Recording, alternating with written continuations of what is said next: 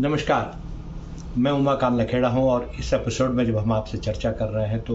Media की क्या हालत है, मीडिया, पत्रकारिता और जो अखबार जगत जो जिसको television media, digital media, social media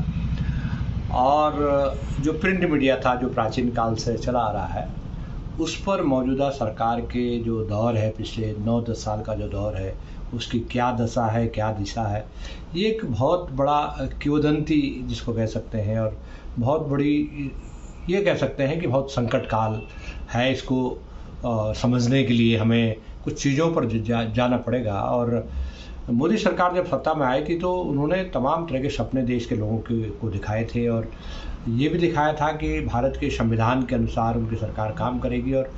सारे देश ने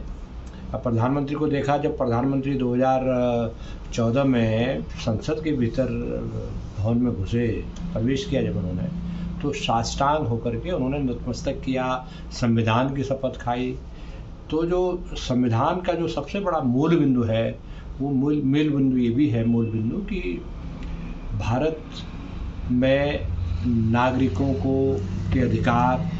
भारत के संविधान में जो परिभाषा है नागरिकों के अधिकारों की, उसके अनुसार नागरिकों के अधिकार परिभाषित किए जाएंगे। उनको उसी तरह के जो छूट है, जो स्वतंत्रता है, जो आज़ादी है, चाहे वो बोलने की आज़ादी हो, चाहे वो लिखने की आज़ादी हो। और जाहिर सी बात है कि मीडिया भी इसी का एक अंग है। मीडिया तो बहुत बड़ा अंग है, एक अंग नहीं, बहुत बड़ा अंग है। इसलिए इस सेंस में है कि मीडिया खबरों को, सत्ता के जो शिखर है, सरकार की जो नीतियां हैं, संसद में जो पॉलिसीज़ बन रही हैं, उन पॉलिसीज़ को विभिन्न जो प्रचार संचार के जो माध्यम है उसके जरिए आम जनता तक पहुंचाती है। तो मोदी सरकार के जो काम करने का तरीका ऐसा भी नहीं है कि मोदी सरकार कुछ ऐसा कर रही है जो पिछली बार पहले कभी नहीं हुआ। इमरजेंसी भी भारत में लगी, लेकिन इमरजेंसी के बाद जब सरकार ने इमरजेंसी हटाई और देश में आम चुनाव का ऐलान 77 में हुआ, तो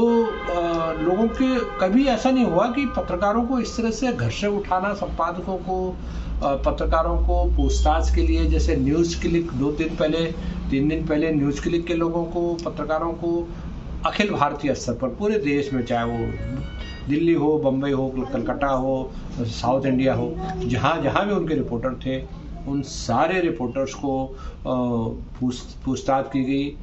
महिलाएं हों, 9 तो महिलाएं थी, 35-36 उसमें जो जेंट्स जर्नलिस्ट थे वो थे, उनको घरों से उठा के ले जाया गया। देश की राजधानी दिल्ली में पत्रकारों को उनके घर से उठा के ले आया गया, गाजियाबाद से ले आया गया, नोएडा से ले जाया गया, दिल्ली से ले जाया गया, गुड़गांव से ले जाया गया, और तमाम तरह के उल्टे सीधे सवाल उनसे पूछना।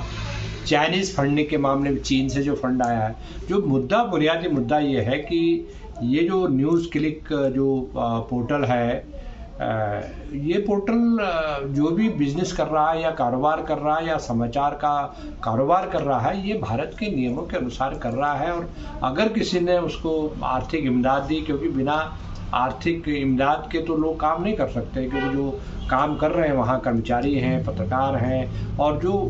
उनका इंफ्रास्ट्रक्चर है उसके लिए पैसे की ज़रूरत है। और जाहिर सी बात है कि उनको कहीं से फंड मिला है, तो फंड मिला है तो कोई कैश में तो नहीं मिला है उनको कि कैश दे दिया। वो जो पूरा फंड रोटेट हुआ है वो ऑन रिकॉर्ड में है, बैंक खाते में आया, और बैंक खाते में वो पैसा लोगों को सैलरी के रूप में या कंट्रीब्यूशन के रूप में तौर पर मिला।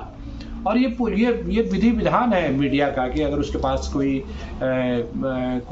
कंट्रीब्यूटर है, उसके पास जो योगदान करते हैं उस पोर्टल्स में या उस अखबार में या उस टीवी चैनल में, तो उनको कुछ ना कुछ का मेहनताना मिलता है।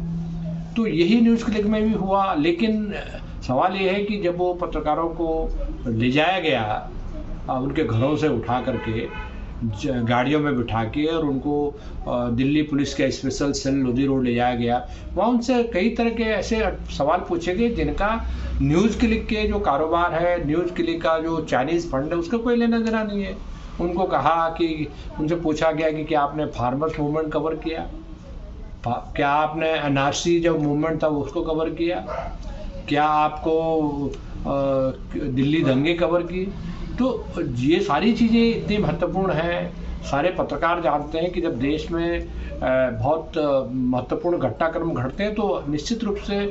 अखबार उसको रिपोर्टिंग करता है, पत्रकार रिपोर्टिंग करते हैं, संपादक उसको संपादन करते हैं और संपादन ये चयन करते हैं कि कौन सी खबर महत्वपूर्ण है जो लोगों की जानकारी के लिए जरूरी है। तो जाहिर सी बात है कि सब ने अपना अपना काम किया। तो सरकार ने दो तरह के, मोदी सरकार ने दो स्तर पर अपनी जिसको कहते हैं कि सॉरी इसको कट तो मोदी सरकार ने ये कह सकते हैं कि मोदी सरकार ने दो स्तर पर अपना ऑपरेशन मीडिया शुरू किया। एक ऑपरेशन था उसका कि जो समाचार संचालक हैं, समाचार पत्रों के या मीडिया हाउसेस के जो ऑपरेटर्स हैं, जो उसके मालिकान हैं, जो उसकी मैनेजमेंट्स हैं, उनको कंट्रोल करना। और पिछले 9 साल में बड़ा बेजा, जिसको कहते हैं कि बड़ी बेशर्मी से ये सारे काम हुए कि सरकार का एजेंडा उन टेलीविज़न चैनल के जरिए चला, उन प्रिंट मीडिया के जरिए चला, उन सोशल मीडिया के माध्यमों से चला, उस व्हाट्सएप यूनिवर्सिटी के माध्यम से चला। एंड दूसरा ये है कि अगर कोई आपके नियंत्रण में नहीं है या आपकी नक्शे कदम पर नहीं नाच रहा है तो उसके लिए आपने नए तरह के मानदंड तलाशे। क्या मानदंड आपने तलाशे? उनको चिन्हित करना, उनके खिलाफ कैंपेन चलाना, उनको बदनाम कराना, उनको अर्बन नक्सली बोलना और उनको देशद्रोही बोलना, राष्ट्र विरोधी बोलना, धर्म विरोधी बोलना, हिंदू धर्म विरोधी बोलना। इस तरह की कई तरह की परिभाषाएं और उपमाएं उन लोगों को दी गई। और धीरे धीरे करके जब न्यूज़ क्लिक का मामला आया तो न्यूज़ क्लिक अकेला संस्थान नहीं है, जो इंडिपेंडेंट संस्थान है, जो आपके खिलाफ सरकार की पॉलिसीज़ को लेकर के क्रिटिकल एनालिसिस कर रहा है। मुझे लग रहा है कि जो पत्रकार हैं उन सबको क्रिटिकल एनालिसिस करना चाहिए। ये सरकार आए इसका भी करना चाहिए, दूसरी सरकार आएगी इनके जाने के बाद उनका भी करना चाहिए। तो ये जो चीज़ें हुई हैं, ये जो विच हंटिंग जिसको कह सकते हैं, वो विच हंटिंग इस तरह से हो रही है कि ये विच हंटिंग, मैं ये मानता हूँ कि विच हंटिंग पूरी तरह राजनीतिक है। क्योंकि मोदी सरकार का जो तात्कालिक जो चिंता है, 2-3 देश में बड़े घटनाक्रम घटे हैं। एक तो घटनाक्रम घटा है, इंडिया अलायंस बना है, जो 26-28 पार्टियों का इंडिया अलायंस बना है। उससे मोदी सरकार के खिलाफ देश भर में इस तरह का माहौल बना है जो 2014 में और 2019 में नहीं था। वो क्यों नहीं था कि जो परस्पर विरोधी पार्टियां थी वो पार्टियां एक मंच पर आ गई और उनमें सिद्धांत तौर पर इस तरह की सहमति बन गई कि वो बीजेपी को चुनौती देने के लिए एक साथ एक प्लेटफॉर्म पर करके मिलके चुनाव लड़ेंगे। और कोशिश उनकी ये होगी ज़्यादातर सीटों पर, लगभग 350-400 सीटों पर, कि वो मोदी सरकार के खिलाफ या बीजेपी के खिलाफ एक ही उम्मीदवार खड़ा करेंगे। तो ये सबसे बड़ा सेटबैक, पॉलिटिकल सेटबैक मोदी सरकार को लगा। दूसरा जो सेटबैक मोदी सरकार को ये लगा कि जो 5 राज्यों में जो विधानसभा चुनाव होने जा रहे हैं, मध्य प्रदेश, राजस्थान, छत्तीसगढ़, जो हिंदी हार्टलैंड के बड़े इम्पोर्टेंट राज्य है, राजस्थान खास तौर पर जहां कांग्रेस की सरकार है,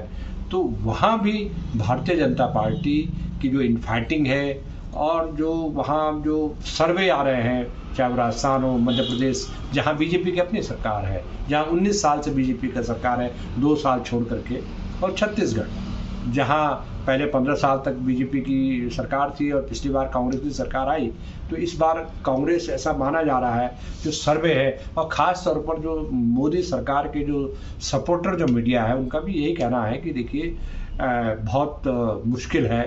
बीजेपी का इन राज्यों में जीतना। अब अगला राज्य दक्षिण राज्य है, उसका नाम तेलंगाना है। तेलंगाना में भारत राष्ट्र समिति का सत्ता है, केसीआर वहाँ मुख्यमंत्री है। उनकी सत्ता को भी बड़ी चुनौती मिल रही है और वहाँ भी कांग्रेस, ऐसा लगता है कि कांग्रेस अपने प्रदर्शन को बहुत बेहतर करेगी। मिजोरम का चुनाव है, वहाँ पर भी चूँकि नॉर्थ ईस्ट में बहुत अशांति चल रही है, वहाँ पर भी जो बीजेपी और उनकी जो सपोर्टिंग पार्टीज हैं उनको वो सफलता मिलनी नामुमकिन लग रही है जो पिछले चुनाव में उनको इनके। हालांकि भारतीय जनता पार्टी का मिजोरम में अपना कोई जनाधार नहीं है, वो टूट फूट करके और कांग्रेस से या बाकी दलों से जो इक्का दुक्का जो लोग आते हैं उनके बलबूते पर वहाँ सत्ता का सुख देख रही है या देख रही, जो भी उनको कोशिश उनकी हो रही होगी। लेकिन कुल मिलाकर के आज हालत ये है कि मोदी सरकार अपना राजनीतिक एजेंडे को फुलफिल करने के लिए मीडिया को पर अटैक, एडिटर पर अटैक, संपादकों पर अटैक और जो एनालिसिस करने वाले हैं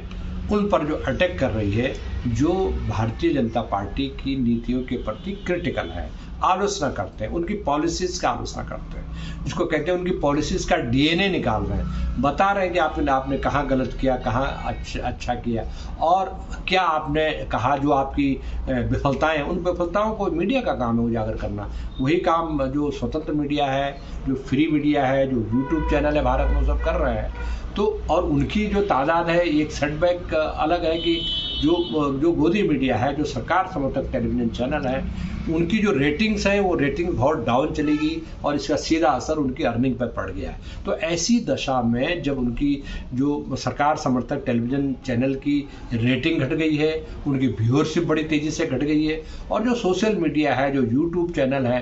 कम से कम 10-12 ऐसे यूट्यूब चैनल भारत में हैं जिनको करोड़ों लोग देख रहे हैं और ये सरकार की जो जिसको कहते हैं कि जो सरकार के जो भी नाकामियां हैं, पॉलिसीज़ की विफलताएं हैं, उनको कॉर्नर कर रहे हैं। तो मेरा कुल मिला करके ये है कि ये बात आज इस एपिसोड में हमने यही कहा है, यही कहने की कोशिश कर रहे हैं कि